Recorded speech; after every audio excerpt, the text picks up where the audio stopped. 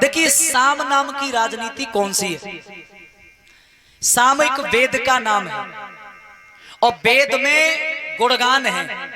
तो साम नाम की राजनीति के द्वारा यानी गुणगान, जब वोट मांगन जाओ तो गुणगान करो। बोले देखो तुम्हारे बब्बा ने हमारे बब्बा को दे, फिर उनके लड़का ने उन्हें दे, अब तुम हमें दो। साम गुणगान करो। और गुणगान अगर नाय माने, बोले तुम्हारे बब्बा ने हमारे बब्बा ने करे का दो, आज तक कछु ना बहु खरंजू ना बहु, तो फिर दाम। दूसरी राजनीति दाम, बोले ले कितने चाहिए। अब दामन से न माने, बोले है हमें रिश्वत दे रहे हो, ज्यादा ईमानदार बने। देखो भैया राजनीति बता रहा हूं जो है। तो पहले साम, अब गुणगानंत नाय माने तो दाम, और दामंत नाय माने हरिचंद्र के पिताजी बने तो फिर टेको, बोले भैया देओगे के नाय दंड। अब चौथी है भेद, अगर कहूं घिस जाओ तो चुपचाप खेतन में भाग ढाड़े हो जाई में भलाई है। बोलिए गोविंद भगवान की। आज वसुदेव ने कह दिया कि आप इसे मत मारो, ये आपकी बहन है और क्षत्रिय का धर्म नहीं है कि अबला पर हाथ उठाए, तो आप मारो ना। तो मैं ईर्ष्या के पुत्रों से डर है ना, तो मैं जो भी पुत्र होंगे तुम्हें सौंपता जाऊंगा। बोले पक्की बात, बोले पक्की बात। बोले तब तक आप हमारी जेल में रहोगे। तो वसुदेव और देवकी को कारागृह में डाल दिया।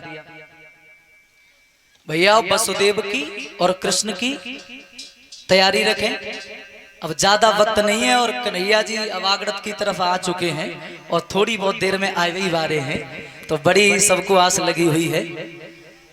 इधर जैसे ही कारागृह में अपनी बहन देवकी और वसुदेव को डाल दिया, धीरे धीरे वक्त गुजरता गया और वक्त के अनुसार इनके गर्भ से पहला बालक जन्म लेता है, देवकी के गर्भ से। और जैसे ही पहले पुत्र ने जन्म लिया तो वसुदेव उस पुत्र को लेकर कंस के पास पहुंचे। और कंस ने जैसे ही उस पुत्र को देखा, भक्त बंधु बच्चा किसी का भी हो लेकिन वो बच्चा तो प्यारा लगता ही है। इसके चेहरा की तरफ देखकर कंस को दया आ गई। तो सुनो भैया, बुरो आदमी झुके तो जो मत समझियो कि जो सुधरियो, कोई पता ना है कि कितने टाइम दगाबाजी प्रारंभ कर दे। क्योंकि बाबा जी सर्प अगर झुकता है तो जो मत ही समझो कि वे पैर छुएंगे, कोई पता नहीं है कि कितने टाइम ये फन मार दे। क्योंकि भक्त बंधुओं अच्छे बनने की कोशिश करनी चाहिए, क्योंकि अच्छाई में बुराई में इतना फर्क है। तुम्हारी चारपाई के नीचे रात्रि के समय अगर कोई खरगोश आ जाए तो उसे मारेंगे कि प्यार से पकड़ेंगे? भैया मारेंगे कि प्यार से पकड़ेंगे? उसे खिलाएंगे। चलो ये भी छोड़ो, अगर रात के समय तुम्हारी चारपाई के नीचे कोई मोर आ जाए तो उसे पालोगे, खिलाओगे या मारोगे? भाई पालेंगे। क्यों? बोले ये कुछ कर ही नहीं सकता। अब रात के 12 बजे तुम्हारी चारपाई के नीचे करिया सांप आ जाए तो भैया भाई मारोगे कि छोड़ोगे? मार देंगे। क्यों परीक्षित जी क्यों मारोगे? भैया जाने बिगाड़ो का है?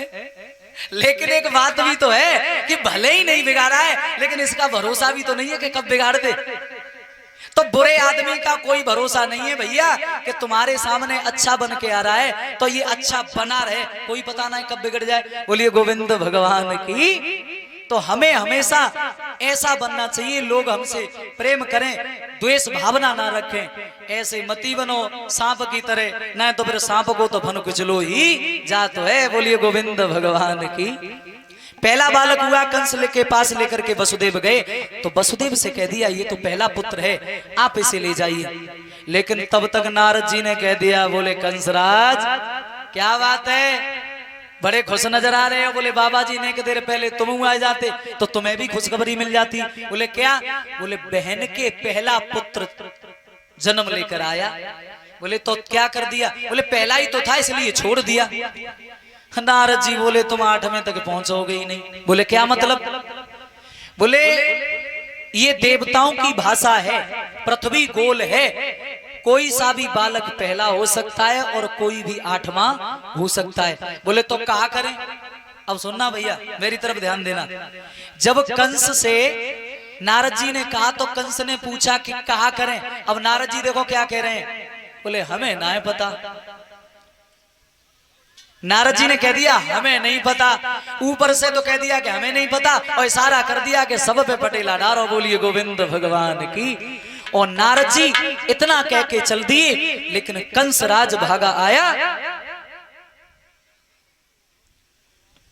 कंसराज भागता हुआ आया और आते ही आते बहन देवकी के हाथों से पुत्र को छीन लिया, और जैसे ही चट्टान